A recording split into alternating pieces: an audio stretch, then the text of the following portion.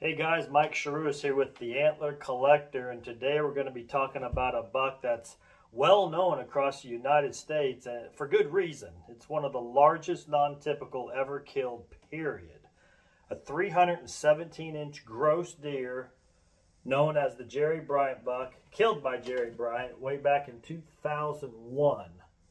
317 gross and a 304 net. And we're going to be going into detail here about some of the sheds off of this deer and talking about also some more about the deer. But this is a cool newspaper article. Anyway, we're going to be following up here shortly, but we're going to be talking about one of the greatest deer ever killed in North America.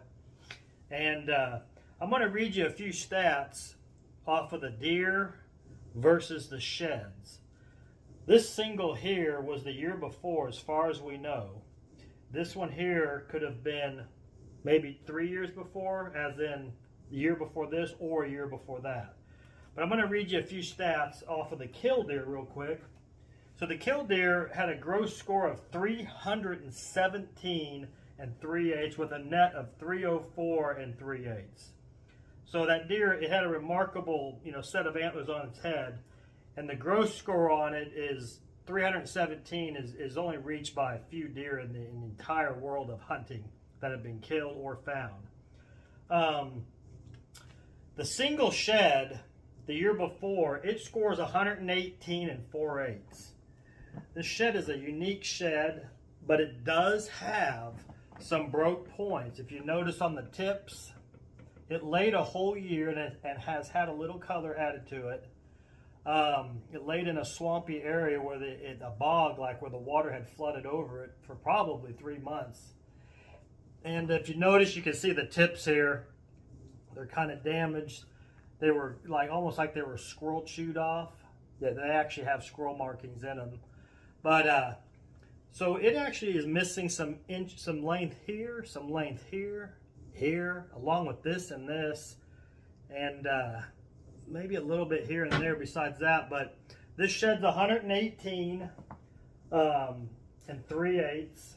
No, 118 and 4/8. Got an 83-inch typical 6-point frame, which all the points on it are short. The longest typical tine is only 8 and 4/8, which is real short. It does have a large point broke off here.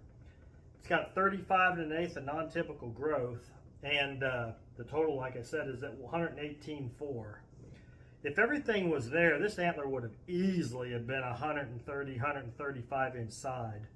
So kind of a bummer. It ended up having those chews, but it's identical to the kill deer. Like, it's just like it for looks. So I'll put that down. This is the set. I mean, it's either the year before or 2 years before. I mean, it's a lot smaller.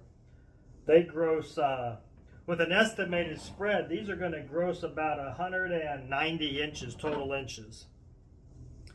So these are mint condition. They sound real good, have a good twang to them. But yeah, I mean, they're pretty antlers. You can kind of see them here in the camera. Kind of show you. Just a real pretty set. 190, lower 190s on the total inches on those. Here's an article that was done back in the day after the deer was killed. It's an outdoor article. It was dated December 22nd, 2002. And you can see it's kind of really shows that that deer rack is just incredible. But I'm going to read off a few measurements here of this deer compared to the sheds. More so this last shed, the year before he was killed. So I'll show you a few differences here. The main beam on the rack is they're 27.3 and 27.2.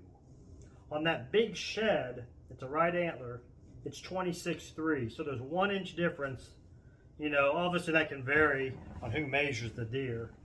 The brow tines, well, I actually don't have that information here, but the mass on the base of that shed is 5.1 and the mass on the deer is also 5'1". So that should be a pretty accurate measurement. So the base size had no difference in actual circumference at the smallest. But he did grow quite a bit, as you can see, from year to year. But that deer would have been, even that, if the other side matched that year and wasn't broke, you know, that antler, I guarantee, was 130 plus. So that would have been 260 without a spread. So he would have been 290 if he matched on the other side, which the kill deer does. So that makes sense. That was the year before. This here, I'm betting there's probably a year in between them, but deer do blow up. I've seen them do it. I've seen them jump 50, 60 inches, as much as 100. It's very rare. The base on the sheds here on this set is 4'1" and 4'6". So to jump an inch in mass on the right side, that would be quite a bit on a base, you know, for jumping, but it can happen. So let me see here. The sheds are from 2001. The single is, so that was the same year that it was killed, I believe. They actually don't have that information here, but I think it was 2001 and 2002. So anyway, I just wanted to show you these tonight. Pretty cool set of antlers. It's not, I don't really talk about these a whole lot. It's just sometimes things get buried in the collection that you don't talk about, and this has been one of those sets, but it does deserve the recognition. It's off of a high profile head, and there's very few deer that actually net 300. This deer actually nets 304 3/8. I mean, that's a huge net. These were the state. It was the state record buck for many years until what's his name? Brewster killed his deer, which nets like 328, I think it was. So it blew it out of the water. But yeah, this is a cool set of sheds, and it's just it's a unique looking rack all around. You know, I'm not sure if you saw that very well, but man, that thing right there, you talk about loaded with points.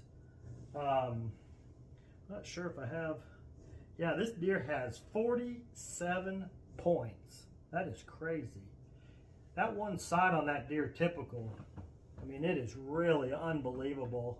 I wish I should have got the score sheet, found a way to get it and actually compared numbers to sheds to see exactly how big that typical frame is. But boy, that's a whopper. There's even a cool pencil drawing of it in this newspaper article, which is really neat. That's something cool. So anyway, I hope y'all are having a great evening, enjoying this weather. Fall's here and hunting season's right around the corner. So y'all have a great night. This is this evening's quick episode. Have a good one. Thank you.